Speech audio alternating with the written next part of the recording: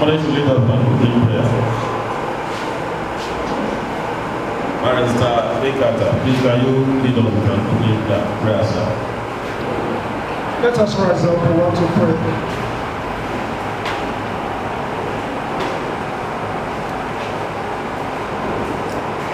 Mighty and everlasting Father, we thank you for today. This is a very wonderful day. We commend today's program into your hands. Father, you will take absolute control in the name of Jesus Christ.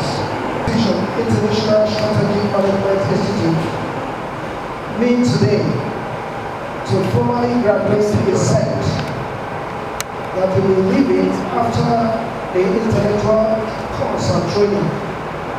I pray that everything that will happen today, the presentation and all other activities, it will take control in the name of Jesus Christ. So they will come safely in the name of Jesus. Thank you, Father.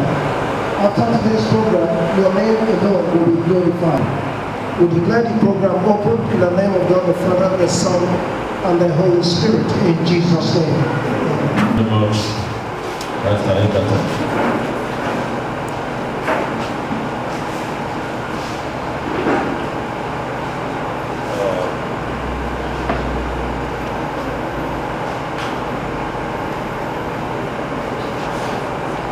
The next on the agenda is a welcome address. Welcome address. Also by Barrister Endata. Give me the welcome address.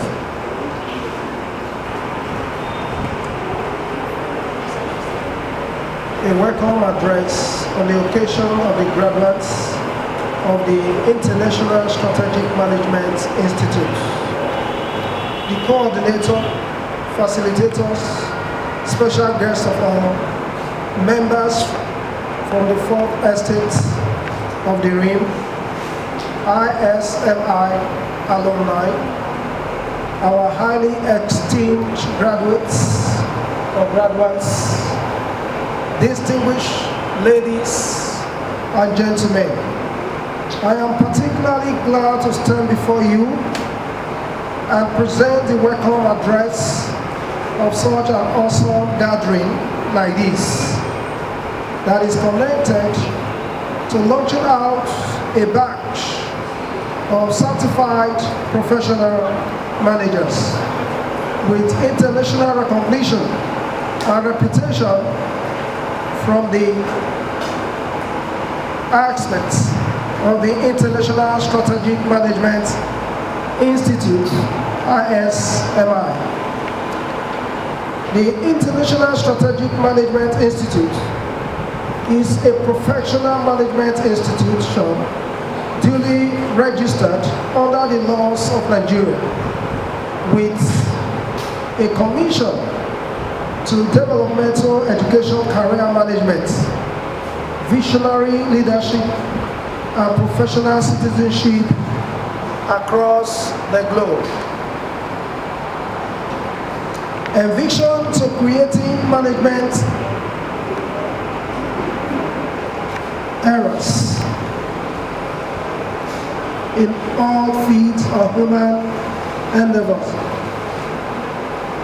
It equips individuals and organizations with world-class managerial capacity through core values and best practices with a creed of commitment to continuous human capital development for sustainable service to mankind. The International Strategic Management Institute holds sacrosanct knowledge, integrity, and hard work as its driving core values.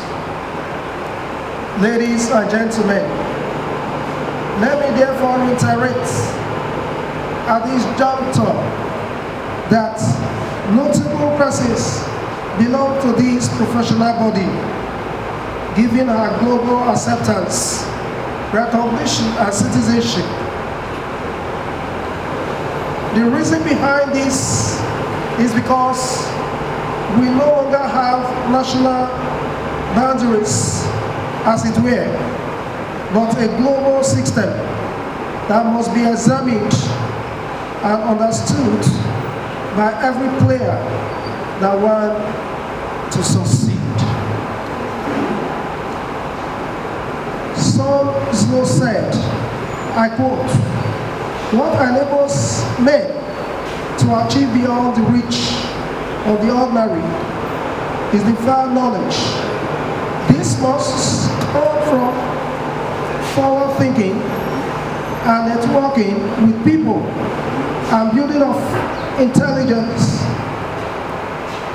Strategic management center across all spheres with people and building intelligence.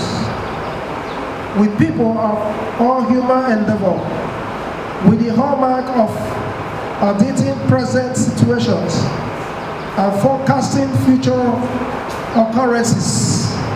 This is why in times that are not ordinary, only the strategic survives. Only the strategists survive. I therefore implore our distinguished invitees, graduates, and special guests here present to start serving as change agents by applying some measures of intelligence to proofreading strategic solutions to issues as they crop up in their various jurisdictions. Once again, you are welcome. Thank you.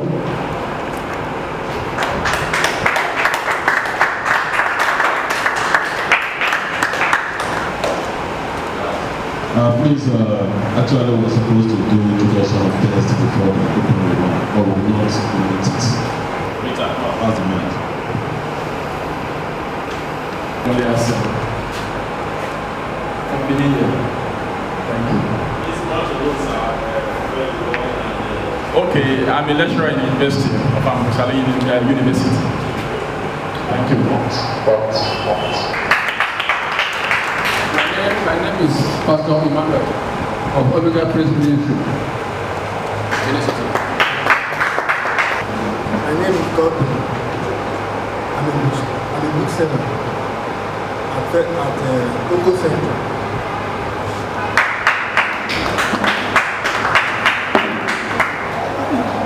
My name is Tegan Soko. I'm a couple.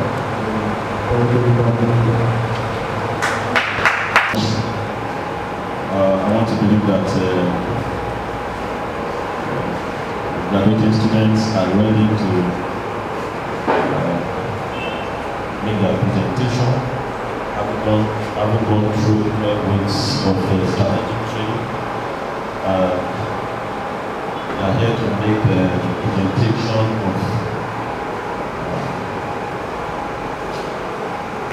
of business.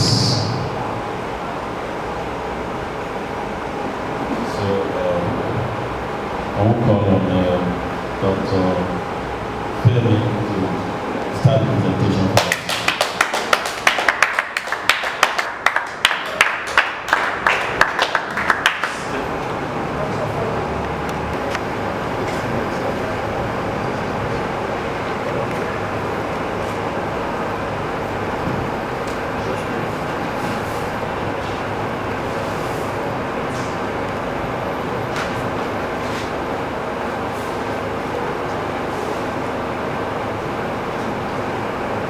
Good morning, everybody. My name is Femi. I'm a medical doctor, and my presentation today is going to be on the primary school education. And the name of the school is going to be called the Global Impact Academy.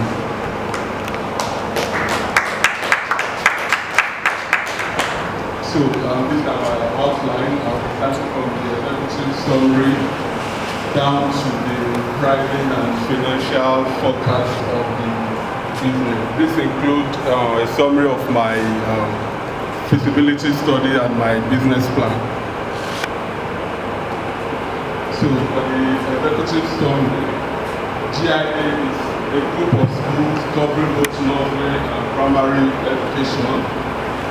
We believe that primary education is the foundation of the development of every child's intelligence quotient, and that is why we have decided to go into this kind of investment to help the young ones in the development of their IQ at the stage where it is very relevant. So, the target market of TIA is the middle income earner in rural and satellite areas who cannot afford the kind of quality education they want for their wards in the cities. And GIA will be starting with a primary school, but there is a future projection of a secondary school and a university.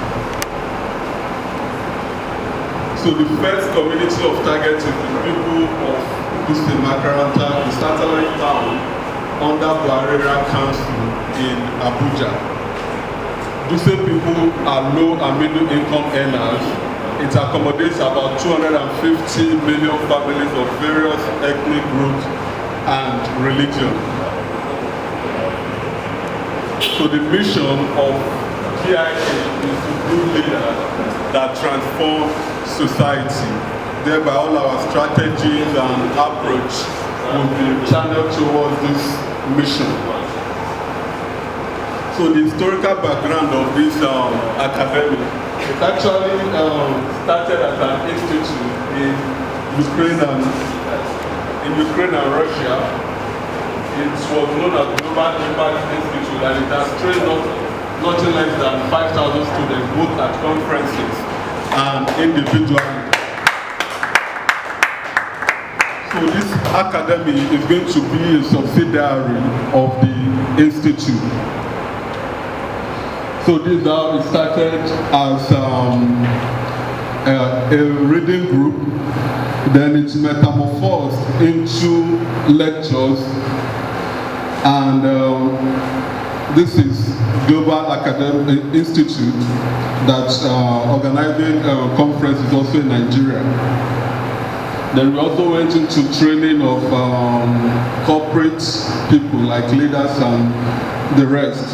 So Global Impact Academy is a future world-class university and research center, especially in areas of leadership, peace, and conflict resolution. So the goals and objectives are to build leaders and to build and develop IQ. We intend to build leaders by teaching people the essence of good morals, respect, character development, and emotional balance. How we intend to build the IQ is to employ well-qualified teachers who will also be trained quarterly so as to lay strong foundation for our people. So our business strategy, number one, we are going to make sure that the school is well accredited and every necessary license that is needed to run the school is available. We are also going to try to incorporate Western curriculum in order to help our pupils in case they want to further their education abroad. Then we are also going to have quality teachers, not just anybody that is willing to teach, quality teachers. Then our tuition is also affordable. We are going to have a flexible curriculum. Then we are going to also include travels as part of our strategy, because we believe that traveling is also part of learning. Then we are going to include IT, like information technology, because we are in that era now, and we believe this is going to help our people to blend well with the society. Then we also have our property in a serene and beautiful environment. We are going to have a medical center in order to handle emergencies and unforeseen circumstances that can develop among children who must to and fro. Then we are going to also grant some scholarship for less privileged and exceptional students. Then we are going to also inculcate debate competitions in order to help our pupils in public speaking. To have a vibrant parent-teachers association and a well-satisfied staff. So, as I highlighted before, our target market is the people of Buse, Makaranta, Buse, Alaji, and Kubwa, all are satellite towns in Abuja. The age bracket of our people is going to be between age 3 and 13. They are of mixed ethnicity and religion. So an average Buse dweller earns about 4,000 naira daily, that is about 120,000 naira per month. And about 1.5 million naira a year. The age bracket also varies, but with more aged people. Majority of the dwellers are below the age of 50. Male to female ratio is between 2:1. Female, you see a male, and the educational level is on the average of SSC. This is presently at the government primary school with 2 private schools. The presence of these schools are noticeable, but they are located in not too conducive environment. 2 of the schools are beside a major road connecting 2 major cities, which makes it unsafe for people, coupled with the noise of moving vehicles, which is a potential distraction for young people. So, our marketing strategy, number 1, is we intend to use the power of social media to promote our brand, Facebook, Instagram, Twitter. We're also going to use AMBUs, visit religious organizations, while not neglecting the word of mouth approach. Radio jingles and television adverts will come up later. All advertising and promotion will commence when people are on holidays. Number 2, we hope to reach about 500 families with our word of mouth policy and about 1 million families through mass media. Hopefully, we'll be starting with just 30 pupils. Then, location is going to be a former family house, which is made up of 9 different rooms located in this particular vicinity. Then the pricing of tuition is going to be 70,000 naira per year. Then that's without tutorials. Then that's extra classes. Then 100,000 per year.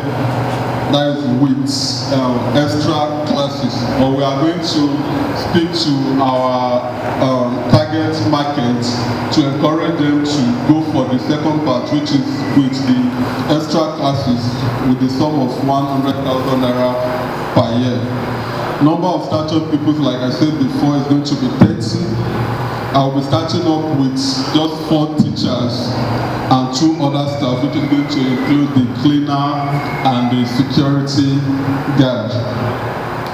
So this is the financial projection for a year, and the amount that will be paid to each teacher is we are going to start with 25,000 naira. We believe that as the number of our pupils are increasing, there will also be that necessity to increase the salary of our staff.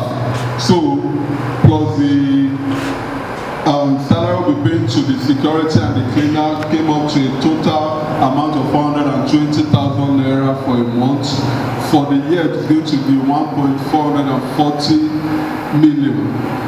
But our focus is going to be on the second part, which is with the extra classes, and the summation of everything will be getting to about 1.9 million.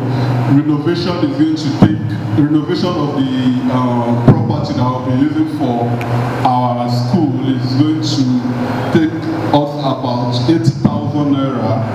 Summing everything up, we'll be getting a total of 2 million naira startup. Then, so this is the summary of everything for a year. That is the normal tuition and the tuition with tutorials, which will be adding up to 3 million naira. Then having subjected the business plan to MPB, I got a positive value, which shows that this business is a viable one. So our policy is that tuition can be paid on installment, but a maximum of 3 installments. All tuition must be paid before the final exam. Lateness is an offense both for pupils and staff. Hard work and integrity is our core value. Thank you for listening.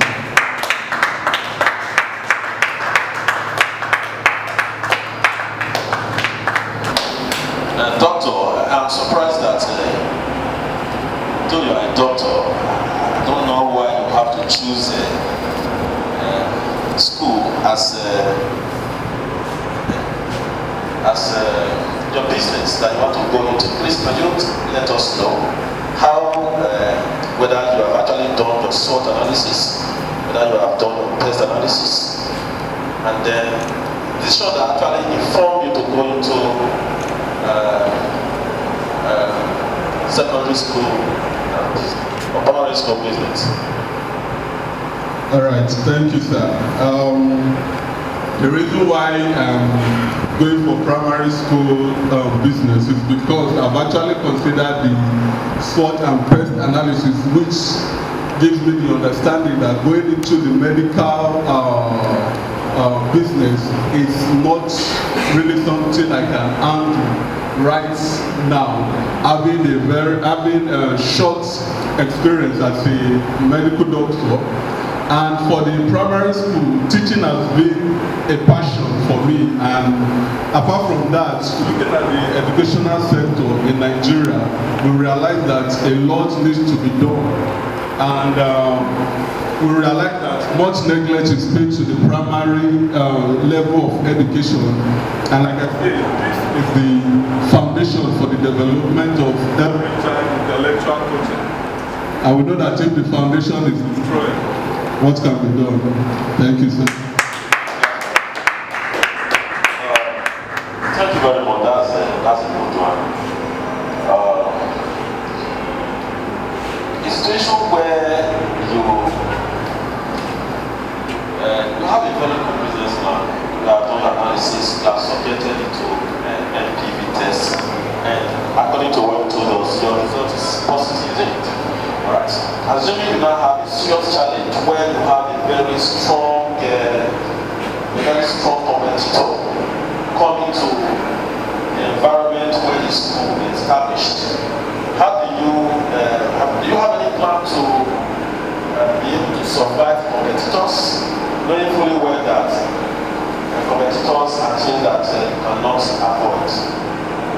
I think it depends on what the competitor is coming with. If the competitor is coming with approaches that matches with my internal strength or internal capacity, I'm going to employ the growth strategy.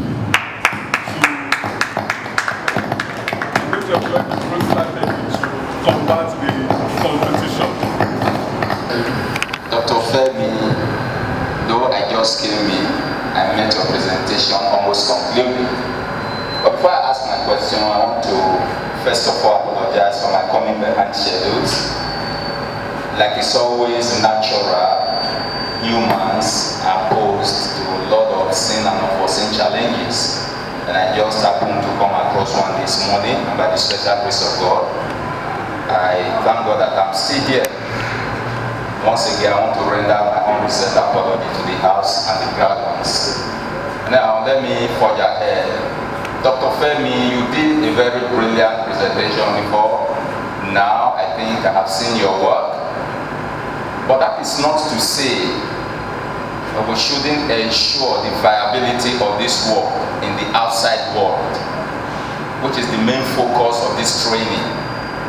And to that extent, I want to ask you, can you explain to us what are the strategic critical success factors you put in place to ensure that this your project works out practically? Thank you. Thank you, sir. Thank you, sir, for the question. Okay, having the knowledge of what you have been taught in the institute, we've been taught various forms of strategy to use to battle different forms of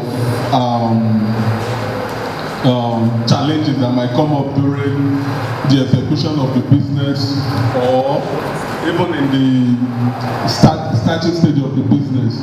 And one of the ones I can remember, which is the vertical strategy, which includes the forward, backward, and the horizontal, are some of the strategies that I have at hand that I'm going to use.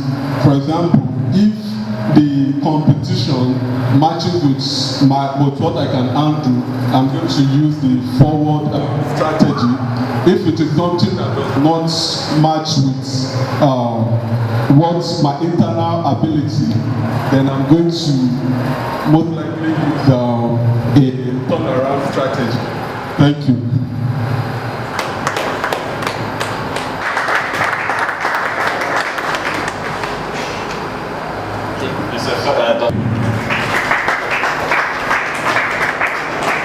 I'd like to call on pharmacist Christopher to make his presentation.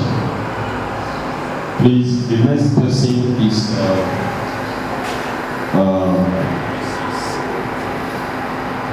Mrs. Flora. Please get ready for us.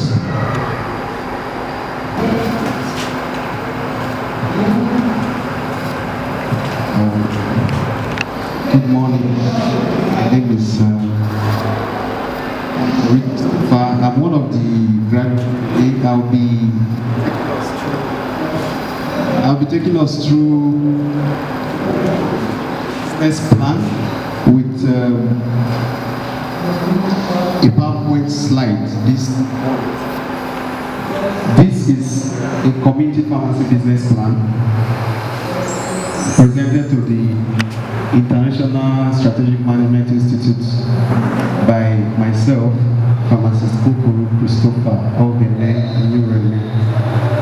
Quickly, let's go through the outlines. You have the introduction there, the description of the business, the market, and our marketing strategy. You also have the financial projections, and we'll conclude with some of our findings. Now let's go to the business proper. Introduction. It's a community pharmacy where we are supposed to be based in a community. We hope to meet the needs of our customers and patients for medicine and OTC needs, prescription medicine.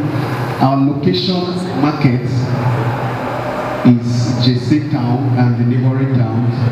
Then we hope to start with 8,350,000 naira. I'm the key operator of the business, and we'll be kicking off by July 2018. That's next year. Now let's go over to business description.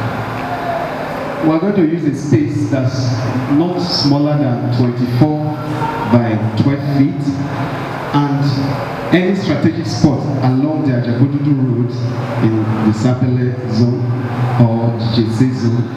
Then our core values pharmaceutical care, patient care, and corporate social responsibility. Thank you. Our mission is to identify and resolve drug-related problems, and we have this global vision to grow one day into a world center for research-based drug and drug information service. Our public image, the public image we desire to be seen with is providers of efficient and cost-effective pharmaceutical products and services. Pharmaceutical and ancillary products, our services and products that we hope to offer. When we say pharmaceuticals, we are talking about medicines, drugs, okay? And ancillary products, these days, pharmacy practice have evolved rather, and in the community pharmacy, you see a lot of pharmacies these days, they say pharmacy and stores. So the stores, we are talking about cosmetics, processed foods, like beverages and others. So we're looking at marketing. Marketing. When we're talking about business, the market is one of the factors that we look at before you start to think whether it's an idea worth pondering over. So we want to take a brief look at our market this morning. Market analysis. We conducted I think somebody would have started saying, why am I saying we conducted? I'm sure the series of training we had from Institute of Strategic Management has built in me this habit of teamwork. So I'm already seeing myself working with people. You understand? So we conducted market analysis, pest analysis, we conducted SWOT analysis as well. And I looked at JC Town with a population of over 100,000 viable people or working class people. This town is close to Ovara. There's a host town to Delta State University Teaching Hospital, and JC Town House has a lot of private and state-owned hospitals. However, this town is being serviced right now by just 3 major community pharmacies, and this serves as a ground for us to leverage on. Now let's take a look at our present competitors. I labeled, or let me say I titled this page present competitors, because I know that when we start, competitors will surely evolve. Because I want to show them that there's money in this business and people will come, and I'm ready for them too, as a strategist.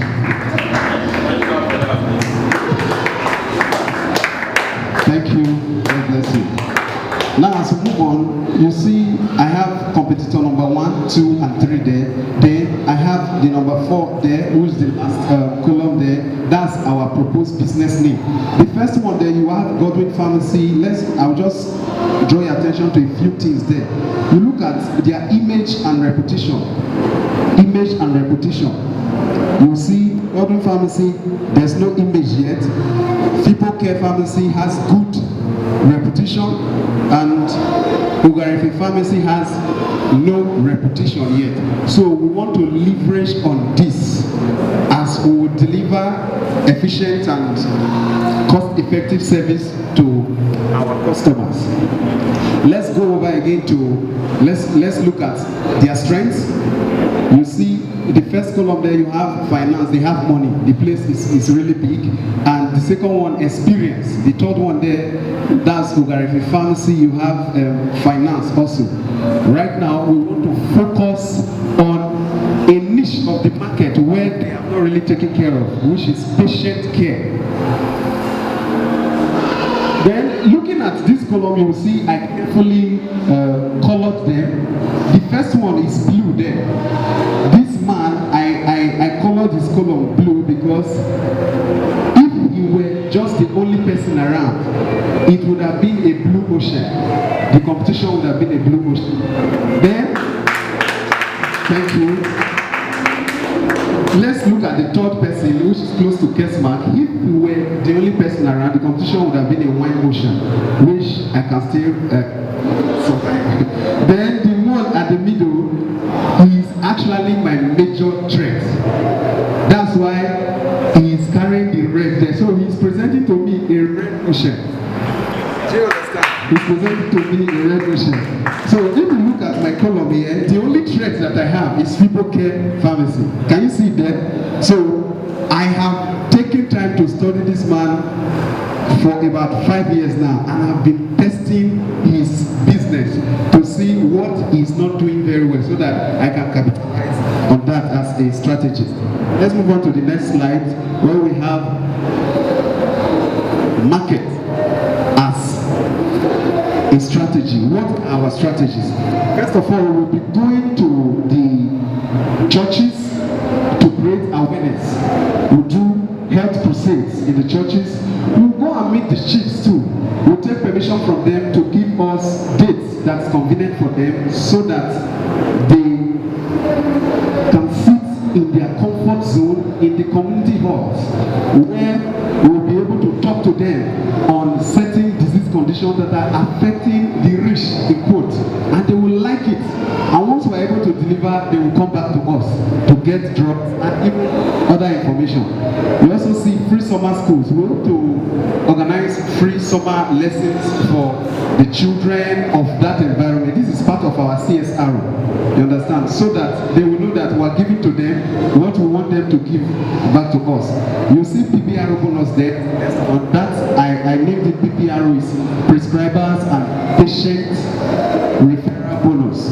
For the first 1 year, we're going to be operating on a 5% bonus. For every person you bring, for every person you refer, we give you 5% of whatever the person buys. And I'm sure that's good to encourage customers to bring more people. Am I right? So that's what we're going to do. Then you have the 5-star referral bonus. What 5-star simply means is that if you bring 5 people, the 5% of the total sum of what they have bought, you are eligible to collect it. But if you want to leave it till month end, you can leave it. If you want to leave it till the end of the year, you can leave it and withdraw it in a large sum. Then you also have, we'll do a follow-up for them, phone calls, text messages. We celebrate with them in the festivals also. And there will also be a customer and staff end of year loyalty reward. 3 minutes more, please. 3 minutes more. Thank you, sir. There will also be an end of year loyalty reward for staff and customers. This aims to motivate staff to do more. And we also do appraisal for them. Having said all this, there's another part that I want us to look at. Having put all this in place, what are we aiming to achieve? Within the first 6 months, that's July to December 2018, we are expecting to be making sales of 14,000 per day. It would have increased to 126,000 per day as at July to December 2023. That will be about 5 years from 2018. Following this projection, let's take a look at the summary of my financial projections. If you can see very well from there, you will see sales projection increasing from 1.3 million as at July 2018 to 39.3 million as at January 2023. That's about 5 years time. Then let's go down to where you have the staffing cost.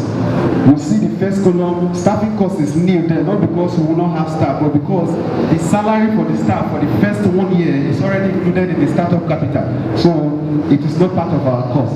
But as it goes, you see it increasing. It is because we are increasing the number of staff and the salary of our own staff too, as a way of motivating them to do more. And let's go to the last column there that is colored in the yellow. I actually colored it and made it to be the most obvious because that's the essence of going into the business. Profit share.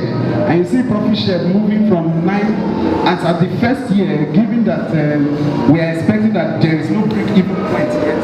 We're expecting that there's not expecting any profit. But from the second year, it rises from 931,000 and some fractions to 7.176 million. Now let's look at the summary of our sales projection. From our calculations, we will achieved break-even point on the 13th month of operation. And after 5 years of projection, it